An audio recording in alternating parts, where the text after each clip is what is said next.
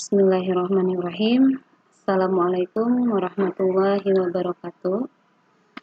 Baiklah anak-anakku semuanya, untuk hari ini pembelajarannya masih melanjutkan bab kemarin, yaitu iman kepada Rasul tapi bagian 2 atau sesi 2 ya. Kita lihat ulasan yang kemarin, pengertian tentang iman. Iman pada Rasul artinya meyakini bahwa Rasul itu benar-benar utusan Allah Subhanahu wa Ta'ala yang ditugaskan untuk membimbing umatnya ke jalan yang benar agar selamat di dunia maupun akhirat. Itu ya. Itu iman artinya pasti meyakini. Iman itu percaya, meyakini dalam hati, diucapkan melalui lisan dan diamalkan melalui perbuatan. Nah, kemudian di sini Ibu tuliskan perbedaan Nabi dan Rasul, ya. Nah, Nabi adalah manusia pilihan yang diberi wahyu oleh Allah Subhanahu wa Ta'ala untuk dirinya sendiri dan tidak memiliki kewajiban untuk disampaikan kepada umatnya. Itu ya, pengertian Nabi. Sedangkan pengertian Rasul yaitu manusia pilihan Allah Subhanahu wa Ta'ala yang diangkat sebagai utusan untuk menyampaikan firman-firmannya kepada umat manusia agar dijadikan pedoman hidup. Ya, jadi perbedaan antara Nabi dan Rasul yaitu kalau tadi Nabi diberikan wahyu oleh Allah untuk dirinya sendiri, sedangkan Rasul ya Allah berikan wahyu atau Allah berikan firman-firmannya untuk apa?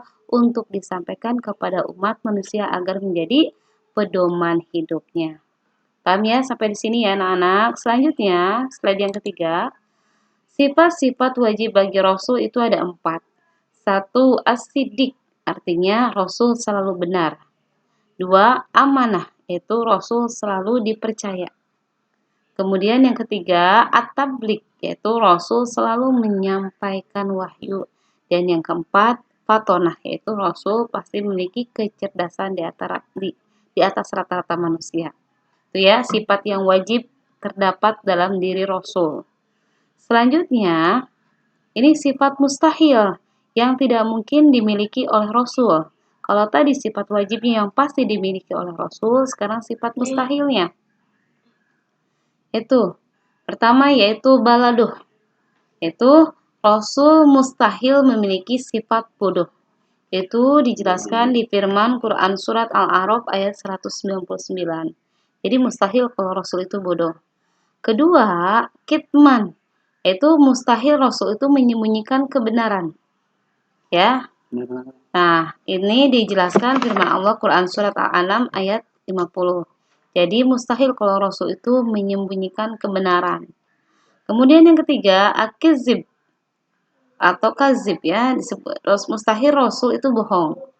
Ya, tidak akan ada sifat dari diri Rasul itu jika bohong. Nah, ini dijelaskan di firman Allah Quran surat Al-Najm ayat 2 sampai 4. Kemudian terakhir adalah khianat, yaitu mustahil dalam diri Rasul terdapat khianat.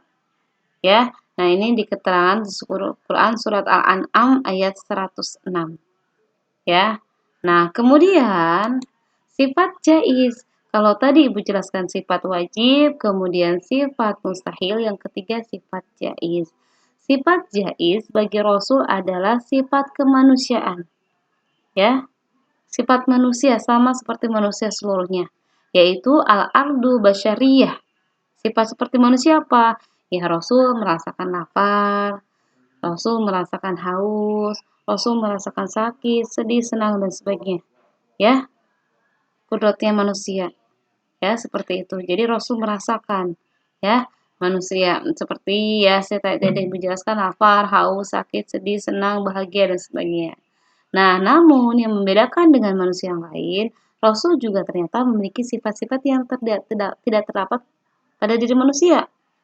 Ya, ini hanya terdapat pada diri Rasul. Apa saja? 1.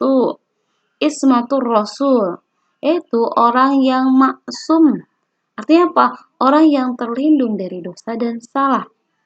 Ya, dan memiliki kemampuan pemahaman agama serta taat dan menyampaikan wahyu Allah. Jadi, ciri-ciri Rasul yang tidak dimiliki oleh manusia, ya, yaitu apa? Ismatur Rasul, yaitu Rasul itu pasti Allah lindungi dari salah dan dosa. Terlindung dari salah dan dosa. Kemudian yang kedua, iltizamur Rasul. Artinya Rasul itu selalu memiliki komitmen dengan apapun yang mereka kerjakan. Itu ya anak-anak ya. Ada sifat wajib, mustahil maupun jaiz. Selanjutnya, tugas Rasul-Rasul Allah Subhanahu wa taala apa saja? 1. Menyampaikan risalah dari Allah Subhanahu wa taala. Risalah itu apa? Wahyu ya. Kemudian 2, mengajak kepada ketauhidan. Tauhid itu kepercayaan, ya, keyakinan. Kemudian 3, memberi kabar gembira pada orang mukmin dan memberi peringatan pada orang kafir. Selanjutnya tugas Rasul apalagi? Menunjukkan jalan yang lurus, ya. Hudal lil muttaqin, menunjukkan jalan yang lurus. Yang kelima, membersihkan dan mensucikan jiwa manusia serta mengajarkan kepada mereka kitab dan hikmah, ya. Dan yang keenam, sebagai hujjah bagi manusia. Selanjutnya, hikmah iman pada Rasul apa saja? Hikmah 1, makin sempurna iman kita. 2, terdorongnya untuk menjadikan contoh dalam kehidupan sehari-hari. 3, terdorongnya untuk melakukan perilaku sosial yang baik. 4, memiliki teladanan dalam hidup. Ya, jadi Rasul itu jadikan suri teladan bagi hidup kita. Kelima, mencintai para Rasul dengan cara apa? Mengikuti serta mengamalkan ajarannya. Dan yang keenam, mengetahui hakikat dirinya bahwa ia diciptakan Allah Subhanahu wa taala untuk mengabdi kepadanya. Ya. Nah, itu yang Ibu jelaskan di bagian 2 tentang iman kepada Rasul. Ya, lanjutan dari yang kemarin. Selanjutnya tugasnya, ya, yaitu 1, buatlah atau carilah silsilah Nabi Muhammad SAW yang lengkap. Ya, jadi 1 ada tugasnya cari atau tulislah silsilah Nabi Muhammad SAW. Silsilah apa? Silsilah keturunannya yang lengkap ya.